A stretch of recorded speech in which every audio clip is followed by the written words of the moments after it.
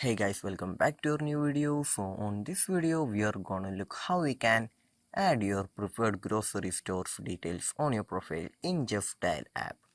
For that, just open the Justdial app. So after opening the app, here we just need to go to the profile option on the top left corner. So just tap on the top left corner. In here we can see an icon on the top left corner. Just tap on the top left corner once again, and then just go to the edit profile option. In here we can just see the option favorite right there. Just tap on the favorite option. In here we can just see the grocery store option. Just tap on it.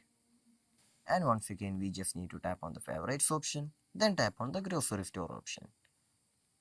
So here we can see a lot of grocery stores option right here.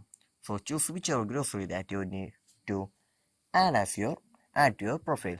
If you want to search, we have search option right here.